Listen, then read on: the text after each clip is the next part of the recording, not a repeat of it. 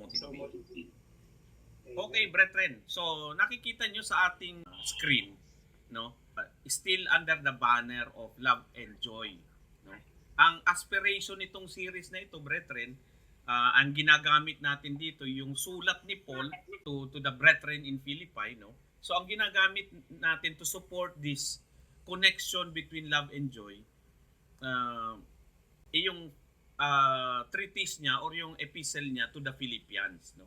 And we have been doing this for several Fridays now, at ito is just a continuation under the Love and Joy series.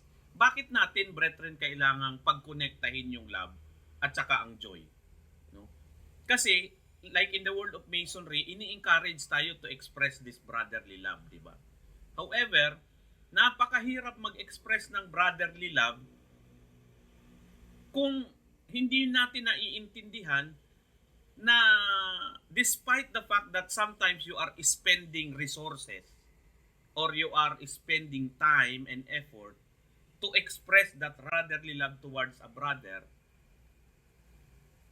minsan ang iniisip mo, tedious siya, effort siya, nakakapagod siya, o nakakabutas ng bulsa, and so on and so forth. But if we understand from the words of Paul that every time you express that brotherly love, yung joy na binibigay sa atin, if that brotherly love is genuine, you will also reap a commensurate joy from it. And in the previous sessions, dinifferentiate pa natin yung happy at saka joy, yung happiness at joy, no? Sabi natin, yung mga happiness, mababaw lang yan. Yan yung tinatawag natin ligaya at tuwa, no? Pero ang joy is galak, no, sa salitang Tagalog. Mas malalim ang bigay, mas lasting, mas nakaka-uplift ng spirit. Having said that, brethren, we are now trying to move on doon sa joy na bibigay sa atin. Tapos na tayo sa joy towards brotherly love. That was for last week. Ngayon, ano naman ang joy kaya na maibabalik sa atin when we have fellowship with our Gauto? No? And ito pa rin ang pinupush ni Paul. And for this time, for this particular lesson, brethren, ay siguro basahin natin ang words ni Paul in Philippians 3:15. Ruchi, can you help us with the word for this evening? Philippians 3. Okay, so Philippians chapter 3, verses 15 to 4. All of us then who are mature should take such a view of things. And if on some point you think differently, that too God will make clear to you. Only let us live up to what we have already attained. Join together in following my example, brothers and sisters. And just as you have us as a model, keep your eyes on those who live as we do. For as I have often told you before, and now tell you again, even with tears, many live as enemies of the cross of Christ. Their destiny is destruction. Their God is their stomach, and their glory is in their shame. Their mind is set on earthly things, but our citizenship is in heaven, and we eagerly await a Savior from there, the Lord Jesus Christ, who, by the power that enables him to bring everything under his control, will transform our lowly bodies so that they will be like his glorious body. Therefore, my brothers and sisters, you whom I love and long for, my joy and crown, stand firm in the Lord in this way, dear friends. Thank you, Kuya Ruchi. So, sa binasa ni Kuya Ruchi, nire-refer niya, no, na sabi niya ni Paul, all of us then who are matured should take such a view of things. Yung parang pagka may spiritual maturity ka na daw, dapat may certain point of view ka na sa bagay na ito. Ano ba yung sinasabi niyang sa bagay na ito? Pag binalikan natin, brethren, yung 3:14, mababasa natin yung words na, I press on towards the goal to win the prize for which God has called me heavenward in Christ Jesus. Parang itong sinasabi ni Paul na dapat kung matured ka na, dapat ito ang pananaw mo. Ang pananaw na yon refers to pressing on forward towards the prize that is Jesus Christ, no? Ang premyo natin yung ating magiging habang buhay na immortalization in the presence of the Lord Jesus. Yun ang kanyang tinutumbok na premyo na habulin natin yan. Huwag na nating bitawan. Nakikita na natin ang premyo. Press on. No? Press on. Kasi nalulungkot si Paul, sabi niya na marami siyang nakikita sa mga dati niyang mga kasama sa as believer in Christ na ngayon has become enemies of the cross. Ibig sabihin, mayroong pamumuhay na hindi na alinsunod doon sa unan niyang turo. No? Sabi niya, let us live up to what we have already attained. Alam na natin, binigay na sa atin yung gift of salvation. Saved na tayo. Bibitawan pa ba natin yan? No? Ang sinasabi rin ni Paul, kung susundan lang natin yung example, siya yung minimin niya example, brethren. Kung sundan nyo lang ako as an example, the way that I have also followed Jesus as my example, ay hindi na tayo maliligaw. So ganun rin ang idea, brethren, na sa ngayon, if we want to, let's say, influence yung ating mga kapatid sa masonerya, yung ating kapitbahay, yung ating kapatid sa dugo, yung ating anak, yung ating magulang, we only need to set the example. Ipakita lang natin kung paano ang tamang pamumuhay and they will be able to follow. No? We have to model it if we want to teach it.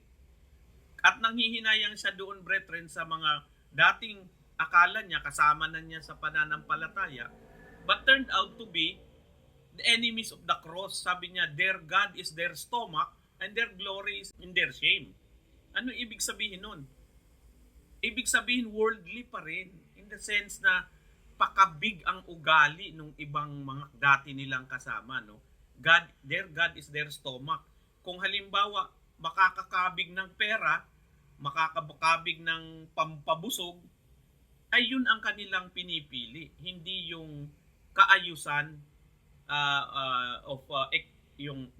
hindi yung ways of truly expressing the right kind of love towards their fellow believers or their neighbors. No? Sabi ni Paul, huwag kayong mag-alala if you keep on this as matured Christians, if you live up to what you have already attained, eventually kahit na mahirap, you will be a citizen in heaven. Our citizenship is in heaven, sabi ni Paul. Hayaan mo nang mahirapan muna tayo dito sa mundo sa pagsunod, kahit na medyo mahirap, pero eventually naman, when we finally enter the pearly gates, no, na sinasabi sa Masonry, pagdating natin sa pearly gates, our bodies will be transformed. Yung ating mortal na katawan, we will be transformed into a glorious body. One that will no longer experience pain and suffering, one that cannot be destroyed. No? So, parang yung risen body of Jesus Christ, magkakaroon din tayo ng ganun, brethren. Kaya, sabi ni Paul, tiis-tiis lang. At sabi niya sa chapter 4 verse 1, stand firm, brethren, stand firm in the Lord. No? So, uso ngayon, brethren, yung follow-follow, di ba? Pagdating sa social media. More often than not, may mga pina-follow talaga tayo because they are kind of influencing us. They serve as our inspiration, no? Pero, ang sinasabi ni Paul, if you can follow such people, lalo na sa modern times in social media, why not also take seriously yung pag-follow mo kay Lord Jesus?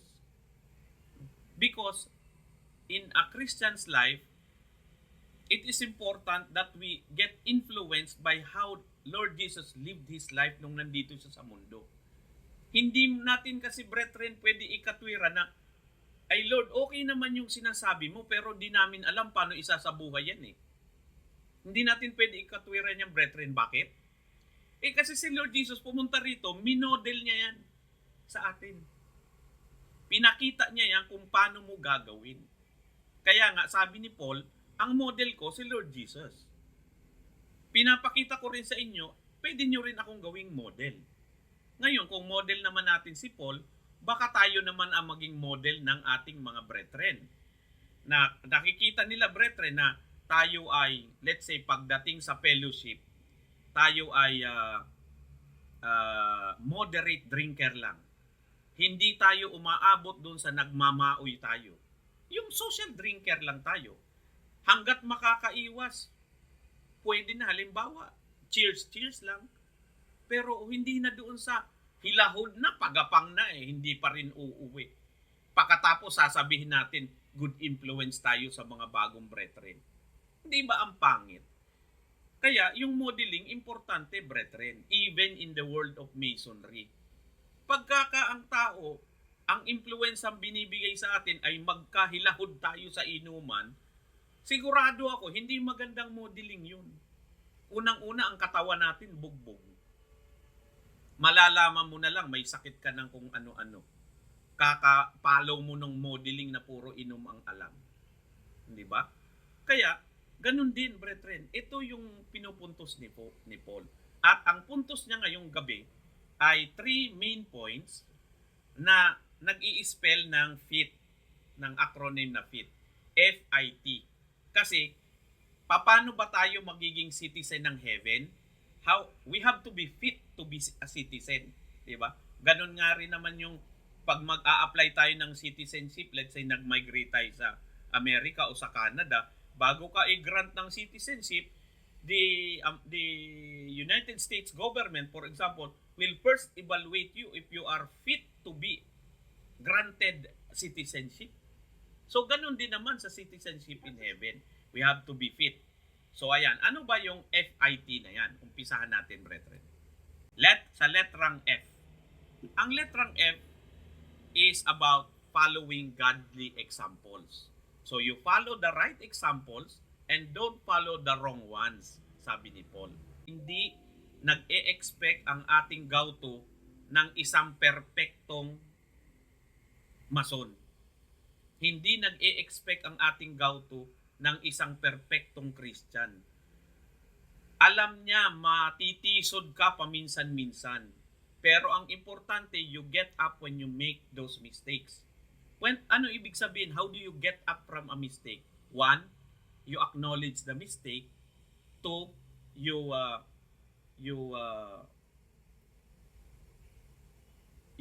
ask for forgiveness kung meron kang nasaktang iba. And number 3, you try not to repeat, no? Ibig sabihin, you learn from those mistakes. So hindi niya ina-expect perfect ka, but if you make those mistakes, you get up from it, you move on, and try to learn from it. And that's what Paul has been doing, no? Na pinapakita niya doon sa mga kapwa niya believers in Philippi. So, yung kanyang sinasabing enemies of the cross, ito yung sabi niya, nanonotice niya na ang appetites ang ruler ng sarili nilang buhay. Ang ano kasi, brethren, ang pamumuhay ng isang magandang Kristiyano na tagapagsunod talaga ni Lord is that we are willing to surrender some of the things na nakasanayan na natin because we now realize that this is not aligned with the directive of the Lord. No? Pwede nating isurrender. Kasi, ang tawag kasi ng Bible dyan, idols Ang idols, brethren, ng Bible, hindi lang yung Diyos-Diyosan, yung mga ribu-ribulto. Hindi lang yan. Ang idols na sinasabi ng Bible, yung mga things na gusto mong gawin ng paulit-ulit to the point na inaagaw na ang oras niyan para sa asawa mo, para sa anak mo, para sa brethren mo, etc. No? So maraming klaseng idolatry. Yung pagmamahal na sobra sa pera, yung di bali ng makapagwalang hiya ka ng kapwa, makakabig ka lang ng pera. Yung sobrang pagmamahal sa trabaho, ganun din yan, no? kinakalimutan mo nang wala ka ng oras sa kay ateng o kaya sa mga anak dahil sa sobra mong subsub sa trabaho. So maraming forms of idolatry. And this is what Paul is saying. Dito lang tinumbok niya na itong particular people na to, ang appetite nila ang kanilang idol, no? Siguro ito yung mga palakain. Pero meron pang mga ibang appetites, 'di ba? Appetite for gambling. Oh, so yun din yun. Same thing, no? Same banana. Things that provide pleasure, pride, and power are the appetites that are most common among us that become our gods, no? Yung small g na gods. So yun ang una, brethren. Follow the godly examples. Yun ang letter F. Pumunta naman tayo sa letter I, which means identity. At kailangang intindihin natin, brethren, yung identity natin, because if you know yourself more, mas kilala mo ang sarili mo, mas hindi ka pwedeng dayain ng dyablo o yung mga alipores ng dyablo, no? So if you know already of your citizenship in heaven, dahil ganito yan, brethren, paano ba maging citizen, no? Nung namatay si Lord sa cross, He basically paid for our sins. So malinis na tayo lahat, no? And then here He comes giving us this gift of salvation. Ang problema with the gift, brethren, is that before the gift can be yours, kailangan mong tanggapin. Kasi nire-regalo nga sa'yo, di mo naman tinanggap, ay hindi iyo. Pero kaya kailangan tanggapin mo si Lord sa buhay mo. Tanggapin mo si Jesus na maging boss ng buhay mo. But if you don't let the Lord enter your life at baguhin ka niya, ay parang di mo tinanggap o kaya lip service lang yung pagtanggap mo. Sa salita mo lang tinanggap pero sa katotohanan, hindi mo naman talaga pinapasok si Lord sa buhay mo at hindi mo isinorender sa Kanya yung mga worldly things na gusto mong gawin dati. Kasi, ang totoong senyales ng pagtanggap kay Lord, brethren, is transformation. If you did not transform, therefore, lip service lang yung pagtanggap mo. If you know that you have actually been transforming for the better, that is your proof that you are a citizen of heaven. That is your proof na pagdating mo sa pearly gates, papapasukin ka. Kaya, i-revisit mo ang sarili mo.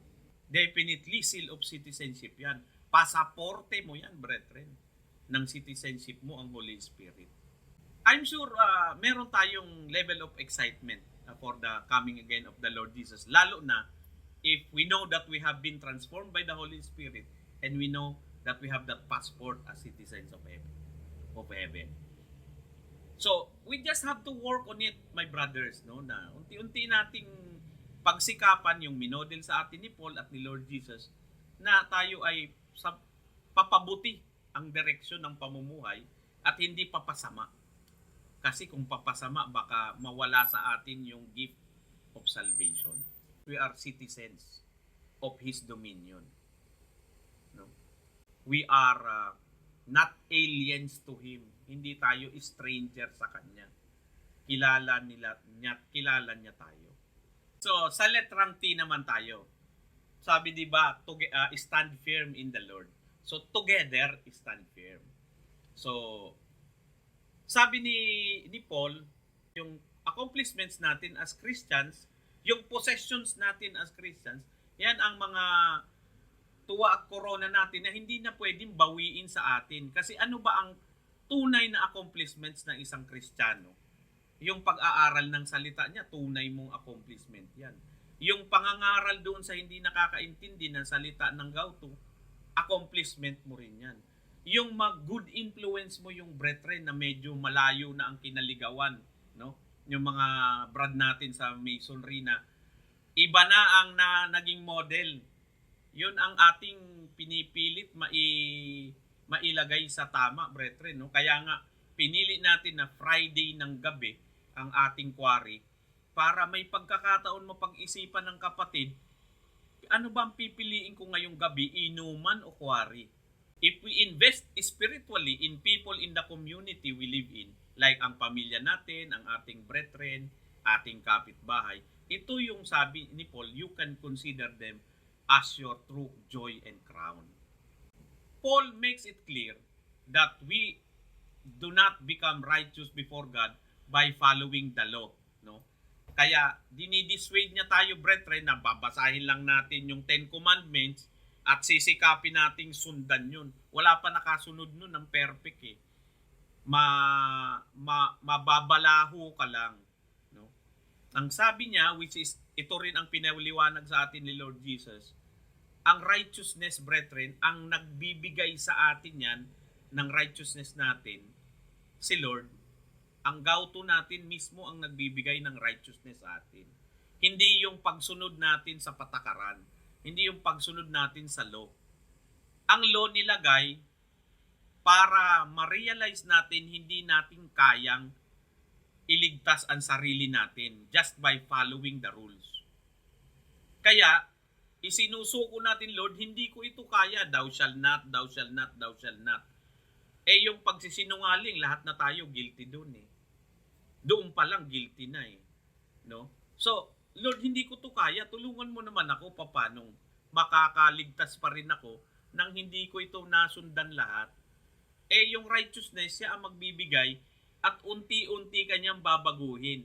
Yung mga bagay, brethren, na akala mo hindi mo kaya, biglang unti-unti, bakit parang kaya ko na? Ibig sabihin, yung pagsunod sa batas, hindi natin pwedeng basihan ng pagkaligtas. Following the law, but through Christ who died for us, yan ang tunay na nagbigay sa atin ng kaligtasan. He forgave our sins and made us righteous when we place our faith in Him. Yun ang kondisyon. The righteousness comes to you, the cleansing process comes when we place our faith in Him. Dapat magtanggapin natin na yung kanyang pagkamatay at paghugas ng kanyang dugo is actually the one that saves us. No? Meron tayong faith. Sabi nga sa Bible, blessed are those who believe but do not see. Kasi hindi kailangan ang faith natin may proof pa na, madali lang ang faith ng mga nakawitness ng miracle ni Lord Jesus.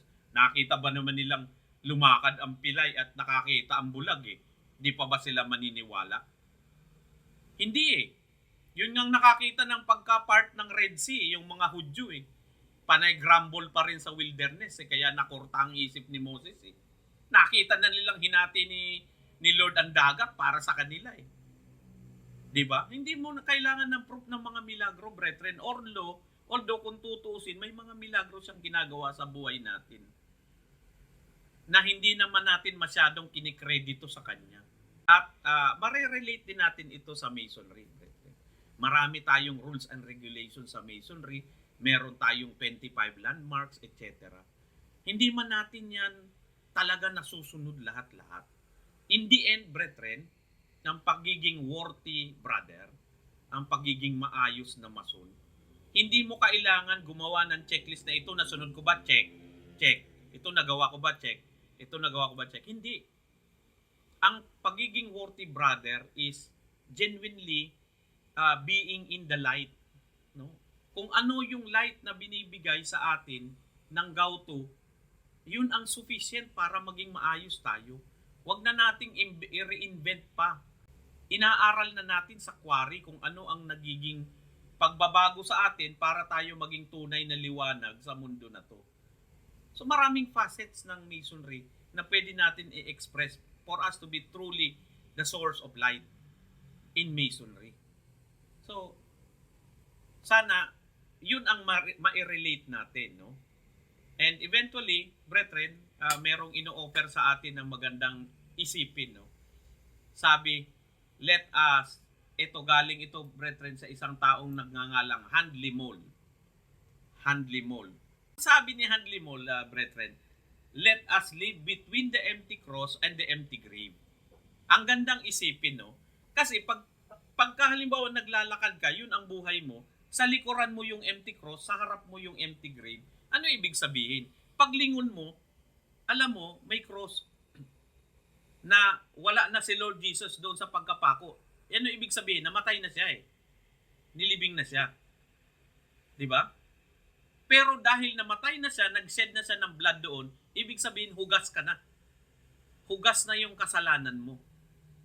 Sa lakad mo naman yun, pagtingin mo sa harap mo, brethren, doon sa banda ron, ang nakikita mo naman yung empty grave.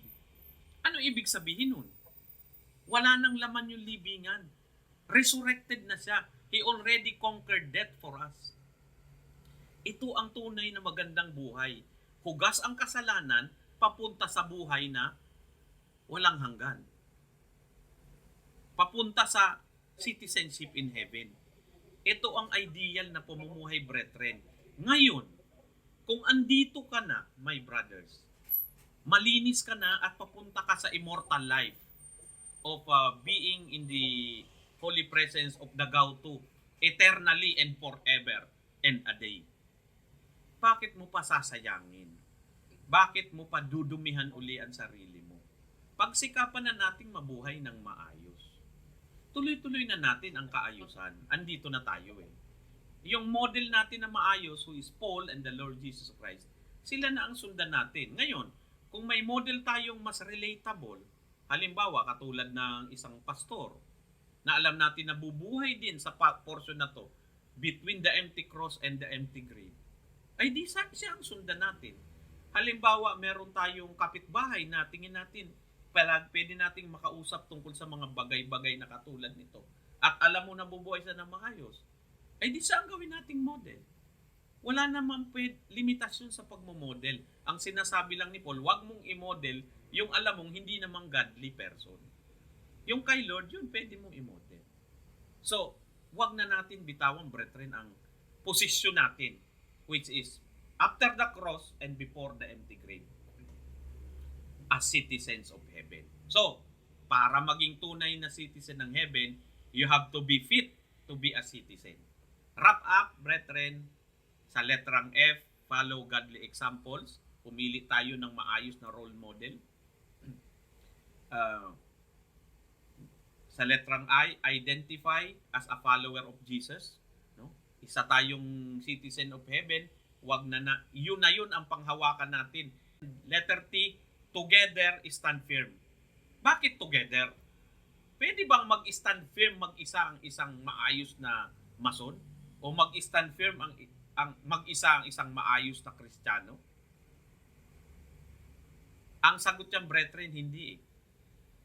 Kasi, kailangan natin ng accountability. At saka, ang tibay talaga, brethren, nasa pagsasama-sama ng mga fellow believers. Kaya nga, ang mandato ni Lord Jesus, sabi niya, if 2 or 3 of you shall gather in my name, I will be with you.